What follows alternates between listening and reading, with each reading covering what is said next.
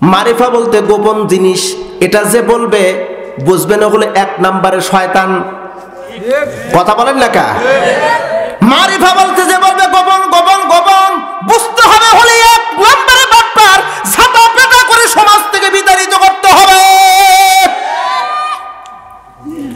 ইলমে মারিফা কোনো গোপন জিনিস না, ইলমে মারিফা প্রকাশ্য এবং অতি পরিচিত একটা ইলম। তাজকিয়ার নফস করা ফরজ, আত্মশুদ্ধি করা ফরজ। আল্লাহ নিজে বলেছেন কদ আফলাহা মান যাক্কাহা, অবশ্যই যে ব্যক্তি তাজকিয়ার নফস করেছে অবশ্যই ওই ব্যক্তি সফলতা পাবে। তাজকিয়ার নফস কি আপনাকে একটু বুঝাই ভাইজান। তাজকিয়ার নফস অর্থ হলো আত্মপরিশুদ্ধতা। কোরআন নাকি 90 পারা, নাউজুবিল্লাহ বলবেন না?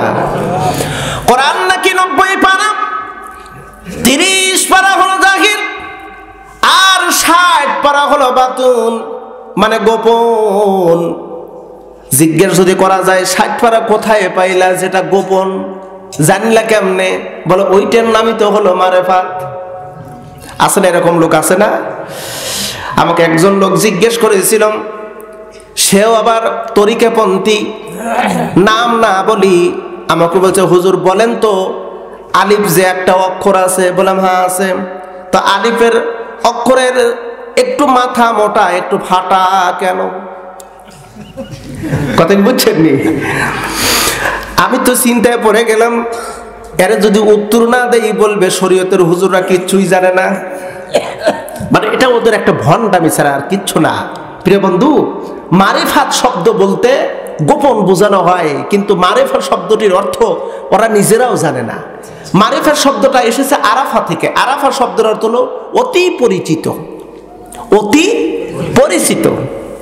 আমার পাশে আমার সভাপতি সাহেব আছে, আমার বন্ধু বড় আয়ব আলী ফোন দিয়েছে, বন্ধু একটা ডেট দিতে হবে। দেব বলে আপনি কি জানেন আপনার একজন মুহিব্বিন আছে উকিল সাহেব? বলে হ্যাঁ, আমার খুব অতি পরিচিত একজন মানুষ। প্রিয় বন্ধু, আরাফা শব্দের অর্থ হলো অতি পরিচিত, কোনো গোপন নাম। আরাফা শব্দটির অর্থ হলো অতি পরিচিত, খুব চেনা জানা। যেটা চেনা জানা যায় ওটা কেমনে গোপন হয়? মারিফা পুরো কোরআনুল কারীমের ইলমকে 3 ভাগে বিভক্ত করা হয়েছে। ইলমে আকাইদ, ইলমে শরিয়া অর্থাৎ ইলমে ফিকহা, ইলমে মারিফা। পুরো কোরআনের ইলমকে 3 ভাগে বিভক্ত করা হয়েছে। কথাগুলো একটু খেয়াল করবেন, মনোযোগ দিয়ে শুনবেন, যাতে আগামীকাল চাষটালে বা এখানে সেখানে বন্ধুর সাথে 2 জনের মাঝে যেন বলতে পারেন যে গোলজার হুজুর আসছিল, কিছু কথা বলছে, মুখস্থ আছে, এমনটি করে শোনা যায় না। ধরেন আজকে একটা ক্লাস, কোরআনের ক্লাস হচ্ছে, আমি আপনাদেরকে জিজ্ঞেস করব, হয়তো আমি একটু ধরে নিলাম কিছু সময়ের জন্য শিক্ষক, আপনারা ছাত্র, আবার আপনারাও শিক্ষক হবেন, আমিও ছাত্র হব। এমনটি করে কি শোনার সুযোগ করা যায় না? প্রিয় বাবাজিরা একটু জবান খুলে বলুন, শোনা যায় না? আসুন, কোরআনের ইলম 3 ভাগ। জোরে বলুন কয় ভাগ? আর একবার বলুন কয় ভাগ? 3 ভাগ। এক ভাগ হলো ইলমে আকাইদ, আকীদা সংক্রান্ত ইলম। দ্বিতীয় নাম্বার ইলমে ফিকহা, ইলমে শরিয়া যাকে বলা হয়। 3 নাম্বার হলো ইলমে মারিফা। মারিফা শব্দটি, ইলমে মারিফার 19টি নাম আছে। কি কি না? কয়টা নাম আছে? 19টি নাম আছে। আল্লাহ পাক ইলমে মারিফার ব্যাপারেও বলেছেন, যদিও আমরা অনেকেই এ ব্যাপারে বিশাল বিস্তীর্ণ আলোচনা অনেকে করি না, করার সুযোগও পাই না। ওয়াজ মাহফিল বানা হলো আমরা একটু আসবো, ওয়াজ করব, কেচ্ছা কাহিনী বলবো, এরকম ঘটনা সংবলিত আলোচনা করব, বা মানুষ যাতে পছন্দ করে এমন আলোচনাই আমরা করে থাকি, তাই না ভাইজান? দেখা যায় যে ব্যক্তিগত মৌলিক কিছু বিষয় আছে যেগুলো আমরা ওয়াজ মাহফিলে অধিকাংশ বক্তাই বলে না, আমিও বলি না। তবে আজকে মন চাচ্ছে কিছু কথা আপনাদের সাথে মৌলিক বিষয় নিয়ে কিছু জানা শোনার জন্য, বোঝার জন্য কিছু কথা বলতে চাই। সুযোগ কি দেওয়া যাবে? প্রিয় বন্ধু, কারণ আমাদের সমাজের ভিতরে উল্টো আছে অনেক জাতি, এত বক্র অশ্লীলতা দিয়ে ভরে যাচ্ছে। ইলমে মারিফার নাম বলে সমাজ থেকে সয়লাভ করতেছেন। ইলমে মারিফা অর্জন করা যায়, পীর সাহেবের কাছে মুরিদ হতে হবে, মুরিদ না হইলে ইলমে মারিফা অর্জন করা যায় না। কথা বলেন, এরকম বলে না? বলে না? ও বন্ধু, আল্লাহ পাক রব্বুল আলামিন এই কোরআনুল কারীমকে বলেছে হুদা, ফামান তাবিআ হুদায়া ফালা খাউফুন আলাইহিম ওয়ালা হুম ইয়াহজানুন। আল্লাহু আকবার বলা যাবে? যে ব্যক্তি এই হুদায়া মানে কিতাবের অনুসরণ করবে, তার কোনো ভয় থাকবে না, তার কোনো চিন্তা টেনশন থাকবে না, চিন্তা টেনশন মুক্ত তার জন্য আল্লাহ জান্নাত রেখে দিয়েছে। এখানে তো বললো না ইলমে মারিফার জন্য বা কিছু বিষয়ের জন্য তোমার পীর সাহেবকে ধরতে হবে। বন্ধুরে, ইলমে মারিফা শব্দটির অর্থ হলো অতি পরিচিত একটা জ্ঞান। ইলমে মারিফাত অর্জন করতে হবে কেমনে, কেন অর্জন করতে হবে? আল্লাহ পাক সূরা শামসের ভিতরে 11 বার কসম খেয়েছেন, আশ-শামসু ওয়া দুহাহা। আল্লাহ এভাবে কসম খেয়েছেন 11 বার। 11 বার কসম খাওয়ার পর আল্লাহ পাক বললেন, ক্বাদ আফলাহা মান যাক্কাহা ওয়া ক্বাদ খাবা মান দাসসাহা। যে ব্যক্তি আত্মার পরিশুদ্ধতা করলো সে ব্যক্তি সফলতা পেল, আর যে ব্যক্তি আত্মার পরিশুদ্ধতা করলো না ওই ব্যক্তি সফলতা পেল না। ইলমে মারিফা 19টি নাম। 1 নম্বরে ইলমে মারিফা, 2 নম্বরে হলো সিরাতুল মুস্তাকিম, 3 নম্বরে হলো ইলমুল ইয়াকিন, 4র্থ নম্বরে হলো তাজকিয়ান নফস। সিল্লা বলবেন একটু আল্লাহু আকবার। ইলমে মারিফার উদ্দেশ্য হলো বান্দার অন্তরে অসৎ স্বভাব দূর করে সৎ স্বভাব আনয়ন করার না। উদ্দেশ্য হলো ইলমে মারিফা আত্মার অসৎ স্বভাব দূর করে সৎ স্বভাব আনয়ন করবে, এটা হলো ইলমে মারিফার উদ্দেশ্য। সৎ স্বভাব আসবে, বান্দা জান্নাতের মেহমান হয়ে যাবে। বন্ধু, এই কথাগুলো বলতে গেলে অনেক সময় লাগবে। মারিফা বলতে গোপন জিনিস, এটা যে বলবে বুঝবে না হলো 1 নম্বরে শয়তান। কথা বলেন না কা? মারিফা বলতে যে বলবে গোপন গোপন গোপন, বুঝতে হবে হলে 1 নম্বরে বাটপার, ছাতা পেটা করে সমাজ থেকে বিতাড়িত করতে হবে। ইলমে মারিফা কোনো গোপন জিনিস না, ইলমে মারিফা প্রকাশ্য এবং অতি পরিচিত একটা ইলম। তাজকিয়ার নফস করা ফরজ, আত্মশুদ্ধি করা ফরজ। আল্লাহ নিজে বলেছেন, ক্বাদ আফলাহা মান যাক্কাহা। অবশ্যই যে ব্যক্তি তাজকিয়ার নফস করেছে অবশ্যই ওই ব্যক্তি সফলতা পাবে। তাজকিয়ার নফস কি আপনাকে একটু বুঝাই ভাই যান। তাজকিয়ার নফস অর্থ হলো আত্মপরিশুদ্ধতা। আত্মার অসৎ স্বভাব আছে 10টি। কয়টা? একটু জবান খুলে বলেন কয়টা? 1 নাম্বার অহংকার। অহংকার ভিতরে হয় না বাহিরে হয়? যারা বোঝেন তারা উত্তর দিবেন। অহংকার কোথায় হয়? ভিতরে। অহংকার আসার কারণ হলো 4টি, খুব মৌলিক বিষয়, গুরুত্বপূর্ণ।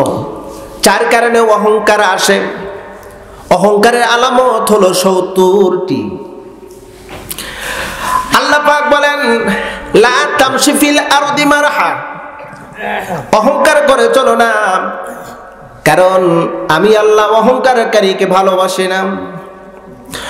রাসূল বলেন, যে ব্যক্তি অহংকার করে সে যেন আল্লাহর চাদর নিয়ে টানাটানি করে। প্রিয় বন্ধু, আজ একটু লক্ষ্য করে দেখেন, আমি কেন না হই, আপনি কেন না হন, ছোট বড় আবাল বিদ্যা বনিতা, সুন্দরী রূপবর্তী, এমনকি কালো কুৎসিত কদাচার, প্রায় লোকের ভিতরে অহংকার দেখা যায়। 4 কারণে অহংকার আসে।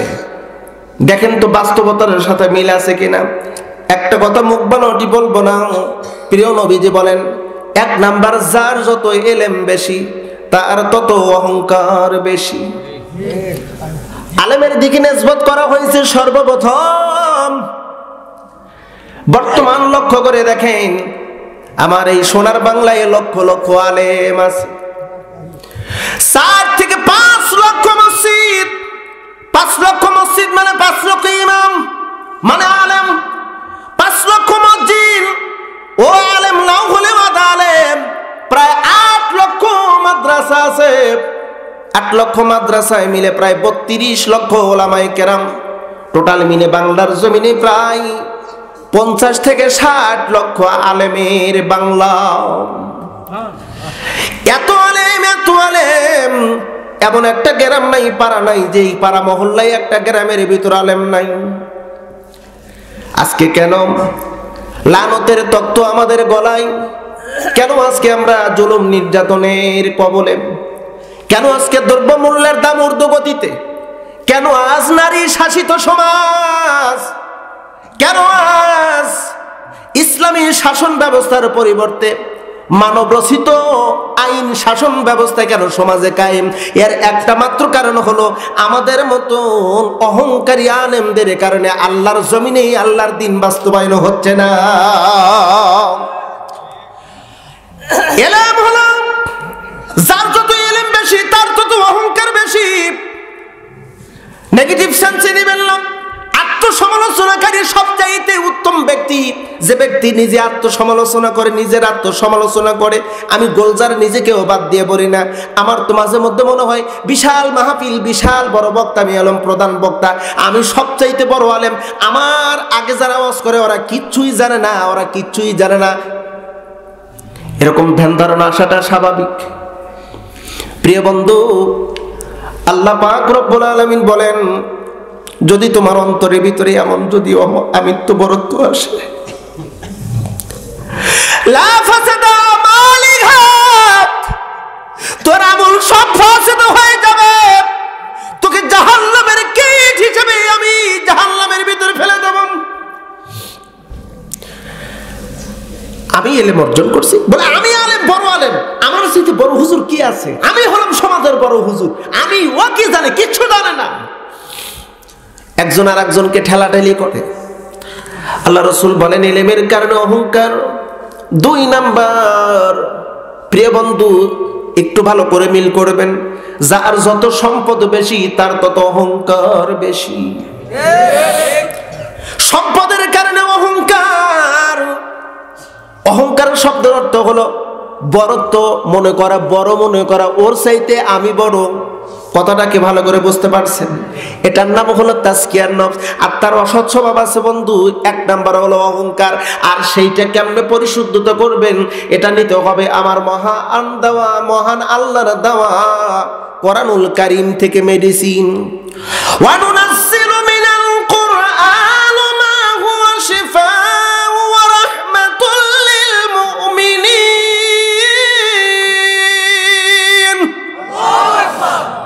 আমি কোরআন নাজিল করেছি শিফা করার জন্য, রোগ নিরাময় করার জন্য কোরআন নাজিল করেছি। রোগ হলো 2 রকম, একটা হলো আর্থিক রোগ, আর একটা হলো বাহ্যিক রোগ। সুবহানাল্লাহ, একটু বলবেন না? ভিতরের রোগ আর বাহিরের রোগ, 2 রোগ নিরাময় করার জন্য আল্লাহ কয় আমি নাজিল করেছি কোরআন। জোরে করলে একটু সুবহানাল্লাহ। ও ভাই, এই কোরআন তো আমরা বুঝি না, কোরআন কি জন্য নাজিল করা হয়েছে? আল্লাহ কয় আমি নাজিল করেছি রোগ নিরাময় করার জন্য। কি কি তোমার রোগ আছে? তিবিয়ানাল লিকুল্লি শাইইন, প্রত্যেকটা রোগের মেডিসিন আমি দিয়েছি এই কোরআনের ভিতরে। 2 নাম্বার হলো, যার যত সম্পদ বেশি তার তত অহংকার বেশি। সম্পদের জোরে কয় মার, প্রয়োজনে 1-2 বিঘা জমি যদি যায় যাবে, যদি ব্যাংক থেকে যদি 2-4 লক্ষ টাকা লাগে দিতে রাজি আছে, মার মার মার। শব্দ আছে না নাই? একটু জবান খুলে বলেন, আছে না নাই? 2টা গেল। এবার আসুন 3 নাম্বার, পাওয়ার। না, খুব সুন্দর আছে, মাইক ঠিক আছে, আমার কাছে পারফেক্ট। আপনাদের কি কষ্ট হচ্ছে? 3 নাম্বার অহংকার আসার 3 নাম্বার কারণ পাওয়ার, ক্ষমতা। এটা ক্ষমতা আবার কয়েক ভাগে বিভক্ত। শারীরিক ক্ষমতা, বংশীয় ক্ষমতা, দলীয় ক্ষমতা আছে না নাই? জবান খুলে বলুন আছে না নাই? এ আমার শরীরের ক্ষমতা কি জানিস? 2-10 জনকে একসাথে। শারীরিক ক্ষমতা, বংশের ক্ষমতা, এ আমার বংশের লাঠির জোর কি জানিস?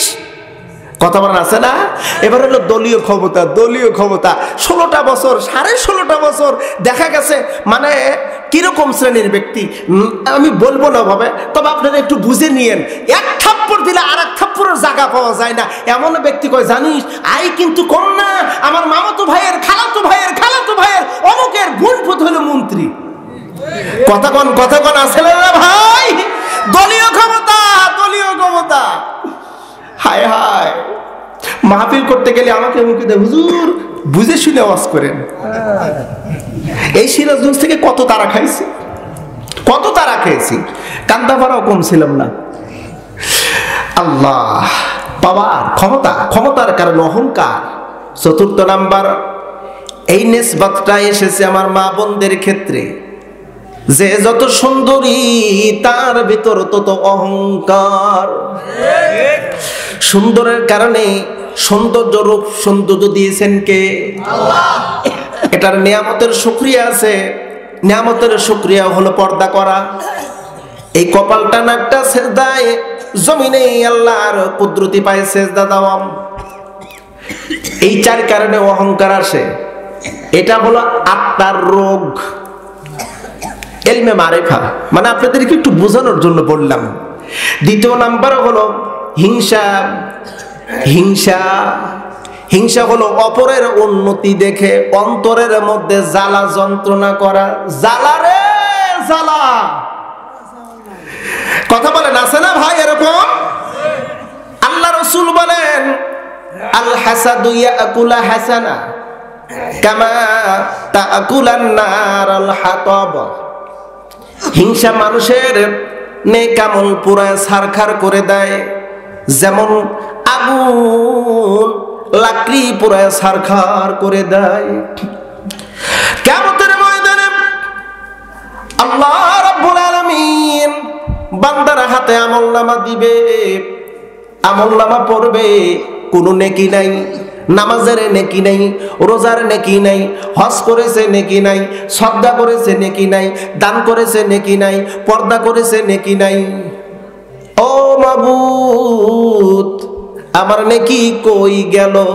আল্লাহ কয়ে দেখ, আমলনামার এক পাশে লেখা রয়েছে তুমি হিংসুক ছিলা, তোমার মতন হিংসুক আর একটাও ছিল না। আমি বলে দিয়েছিলাম যারা হিংসা করবে তাদের নেক আমল পুরো সারকার হয়ে যাবে। বন্ধুরে দেখেন তো সমাজের ভিতর হিংসুক মানুষ আছে কিনা?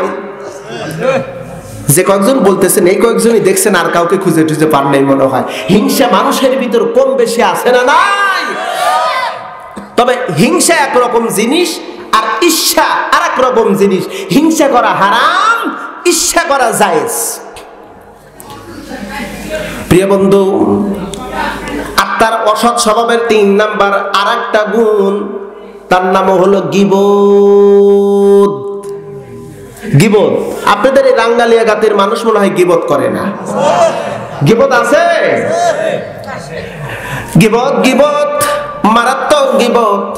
আল্লাহ পাক বলেন ওয়াইলুল লিকুল্লি হুমাযাতিল লুমাযা আল্লাযী জামাআ মালাহু ওয়া আদ্দাদা। ওই ব্যক্তির উপরে আমার অভিশাপ যারা সামনাসামনি মানুষকে ধিক্কার দিয়ে কথা বলে, আঘাত মেরে কথা বলে, ওর উপরে অভিশাপ। 2 নম্বর, যারা পিছনে গীবত করে, সমালোচনা করে, তার উপরে আমার পক্ষ থেকে অভিশাপ। 3 নাম্বার হলো সম্পদ সঞ্চয় করে, জমা করে, আল্লাহ রাস্তায় ব্যয় করে না, ওর উপরে আল্লাহর লানত, ওর উপরে আল্লাহর অভিশাপ। আল্লাহ রাসূল বলেন আল গীবাতু আশাদ্দু মিনাল জিনা। গীবত হলো জিনার চাইতে মারাত্মক। আল্লাহ পাক আরো বলেন লা তাগদিবু বা'দুকুম লিবা'দ। বান্দারে গীবত করো না, একে অপরের মধ্যে গীবত করো না। যদি তুমি গীবত করো, রাসূল বলেন মান গাদিবা আলাম, যদি কোনো ব্যক্তি গীবত করে সে যেন খায় ইয়াকুলা, সে খাইল লাহমিল আখি, তার ভাইয়ের মরা মানুষ, তার মরা ভাইয়ের মাংস যেন চাবায়া চাবায়া খাইল। গীবত সমাজের ভিতরে আছে না নাই? বিশেষ করে মহিলাদের মধ্যে এই গুণটা অনেক বেশি। ও বন্ধু, আত্মার অসৎ স্বভাব দূর করার জন্য যে ইলমটা অর্জন করতে হয়, ওই ইলমের নাম হলো ইলমে মারিফা, তাজকিয়ান নফস, সিরাতুল মুস্তাকিম, ইলমুল ইয়াকিন। এই জ্ঞানটা অর্জন করতে হবে। এই জ্ঞান অর্জন না করলে সফলতা পাওয়ার কোনো সুযোগ নাই। আজকে যেহেতু এই বিষয়ে আমার আলোচনা না, আমার আলোচনা হলো মহাগ্রন্থ কোরআনুল কারীম আল্লাহ পাক কি জন্য পাঠাইলেন।